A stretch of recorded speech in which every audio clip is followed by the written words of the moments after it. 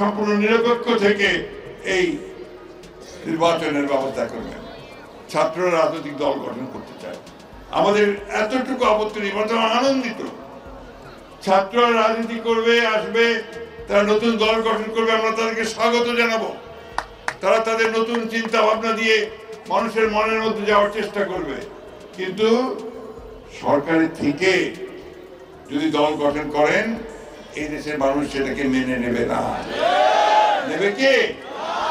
এটাই আমি বলতে চাই যে আসেন, আপনারা দল করবেন, দল করেন, আমরা প্রত্যেককে স্বাগত জানাবো, সহযোগিতা করব, কাঁধে কাঁধ মিলিয়ে আমরা একটা সুষ্ঠু নির্বাচন করার জন্য কাজ করে যাব। একই সঙ্গে আপনাদেরকে অনুরোধটুকু জানাবো, অযথা কনফ্রন্টেশন, সংঘাতমূলক কোনো কথাবার্তা রাজনীতির মধ্যে না আনাই ভালো হবে, আমরা এটা আশা করি। আমার ভোট আমি দেব, যাকে খুশি তাকে দেব, তাই না? এখানকার লোকেরা আপনারা অনেকেই গত 15 বছর ধরে কোনো ভোট দিতে পারেননি। সিটি কর্পোরেশন ইলেকশনে দাঁড়িয়েছিলেন, সিটি কর্পোরেশন ইলেকশনেও আপনাদের ভোটগুলো জোর করে কেড়ে নিয়ে চলে গেছে, আপনারা ভোট কেন্দ্রে যেতেও পারেননি, তাই না?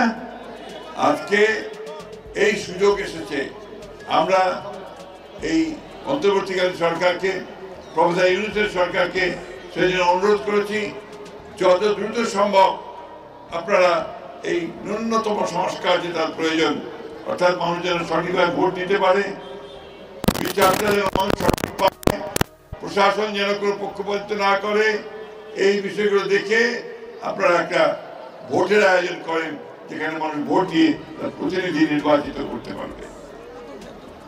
জিনিসপত্রের দাম অনেক বাড়ছে, চালের দাম বাড়ছে না? কি মা বোনেরা, বাড়েনি চালের দাম?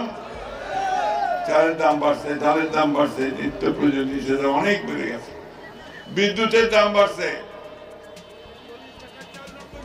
হ্যাঁ অনেক বেড়ে গেছে। এখন এই যে জিনিসপত্রের দাম বাড়লো, এটা তো আপনার শুধুমাত্র যে শুধু ব্যবসায়ীদের কাছে তা না, এটা হচ্ছে গত সরকারের যে ব্যর্থতা, তাদের যে দুর্নীতি, তার কারণে আজকে এই সমস্ত দ্রব্যমূল্যগুলো বৃদ্ধি পেয়েছে। আজকে আমাদেরকে সেই কারণেই আমরা এই সরকারকে অনুরোধ জানাই যে আপনারা দ্রুত এই দ্রব্যমূল্য কমানোর ব্যবস্থা করেন, মানুষ যেন অন্তত 2 বেলা দুপুরে খেতে পারে, কাপড় পরতে পারে, মোটে কাপড় পরতে পারে এবং ন্যায় বিচার পায়, সেই ব্যবস্থা আপনারা নিশ্চিত করেন।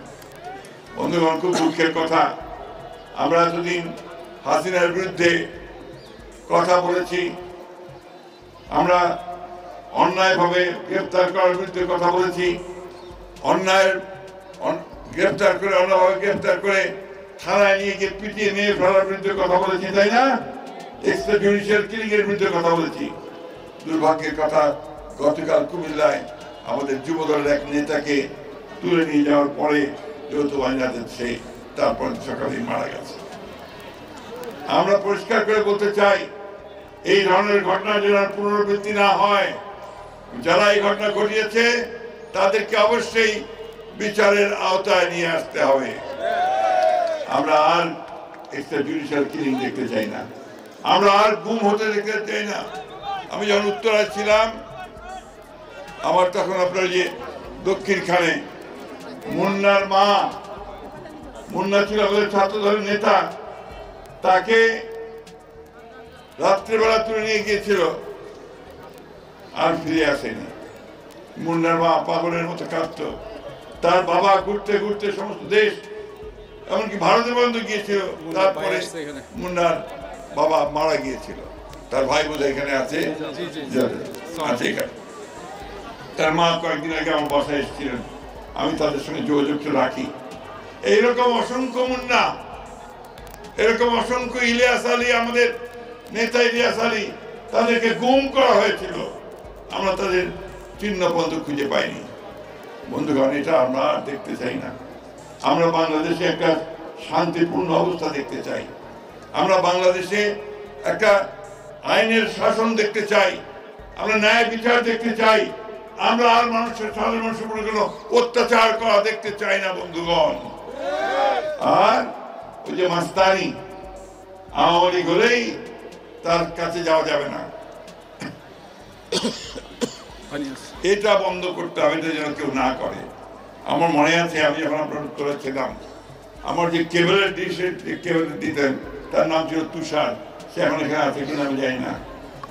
সে একসময় ছাত্র দল করত, তো সে কয়েক বছর ব্যবসা করেছিল। পরে তাকে এখানকার আওয়ামী লীগের আপনাদের যে এমপি হলো কি নাম, হাবিব হাসান এমপি হওয়ার পরে তাকে একদিন ডেকে নিয়ে গিয়ে বললো, তুমি অনেকদিন ব্যবসা করেছ, এখন এই ব্যবসা তুমি ছেড়ে দাও, এটা আমার আওয়ামী লীগের লোকেরা করবে। ঘর দখল করেছে, দোকান দখল করেছে, শপিং মল পর্যন্ত দখল করে নিয়ে গেছে। এই কাজ যেন আমাদের কোনো নেতা না করে, এটা আমি অনুরোধ করবো আমাদের নেতৃত্বকে এই জিনিসগুলো আপনারা খেয়াল করবেন। এবং যারা এই কাজগুলো করবে তারা কিন্তু দলের শত্রু, দেশের শত্রু। আমি বক্তব্য বাড়াবো না বন্ধুগণ, আমাদের সামনে এখন কিন্তু কঠিন সময়। আপনারা নির্বাচন হবে, আজকে কালকে নির্বাচন হবে, কিন্তু নির্বাচনে জনগণের ভালোবাসা যদি আমরা অর্জন করতে পারি তাহলে কিন্তু আমরা রাষ্ট্র পরিচালনার দায়িত্ব পাবো, তা নাহলে আমরা পাবো না, ঠিক না? এই যে আমাদের সামনে মা বোনেরা বসে আছে, ইনারা যদি মনে করে যে হ্যাঁ বিএনপিকে ভোট দেওয়া যাবে, বিএনপি মানুষের ভালো চায়, বিএনপির ছেলেরা, বিএনপির নেতারা আমাদের সুখ দুঃখের সঙ্গে আমাদের পাশে দাঁড়ায়, তাহলেই শুধুমাত্র আমরা ভোট পাবো। তাহলে কি ভোট পাবো? ওইভাবে আমাদেরকে কাজ করতে হবে। আজকে আপনাদেরকে দৃষ্টান্ত সৃষ্টি করতে হবে। আমাদের ভারপ্রাপ্ত চেয়ারম্যান তারেক রহমান সাহেব প্রতি মিটিংয়ে এই কথাটা বলেন যে মানুষের ভালোবাসা অর্জন করেন, মানুষের ভালোবাসা অর্জন করলে মানুষ আমাদের সঙ্গে থাকবে। শহীদ প্রেসিডেন্ট জিয়াউর রহমান, দেশনেত্রী বেগম খালেদা জিয়া, তারা এই কাজটা করেছিলেন। তারা সব সময় মানুষের ভালোবাসা অর্জন করেছেন। একইভাবে তারেক রহমান সাহেব, তিনি মানুষের সঙ্গে কাজ করেছেন। আজকে প্রায় 17 বছর তিনি দেশের বাইরে রয়েছেন, দেশে আসতে পারেননি। আমরা সবাই আল্লাহ তাআলার কাছে দোয়া করব যে আমাদের দেশনেত্রী বেগম খালেদা জিয়া, যিনি আজকে চিকিৎসার জন্য বিদেশে গেছেন, লন্ডনে গেছেন, আল্লাহ যেন তাকে সেখানে সম্পূর্ণ সুস্থ করেন, সুস্থ করে আমাদের মাঝে ফিরিয়ে দেন। একই সঙ্গে এই দোয়া আল্লাহ তাআলার কাছে চাইব যে আল্লাহ তাআলা যেন আমাদের নেতা তারেক রহমান সাহেব তাকে সম্পূর্ণ সুস্থ করে আমাদের মাঝে ফিরিয়ে দেন এবং এই গণতান্ত্রিক আন্দোলনে তিনি যেন নেতৃত্ব দিতে পারেন। তাই তো নাকি? এই দোয়া আপনারা সবাই করেছেন তো? সবাই দোয়া করবেন বন্ধুগণ। সরকারে আসো, তারপরে দাবি। সরকারে যেতে হবে তো। এখন আমি কোথা থেকে আপনাদেরকে দেব? আমরা যদি সরকারে যেতে পারি, আপনাদের ইনশাআল্লাহ সমস্ত সমস্যার সমাধান করার চেষ্টা করব।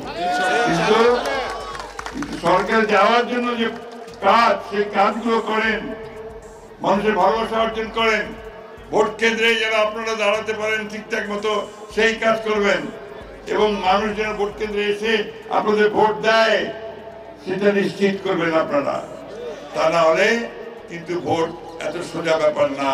মানুষের মন সেটা কিন্তু বিভিন্নভাবে চলে যায়। আপনারা ওই জিনিসটাকে লক্ষ্য রাখবেন।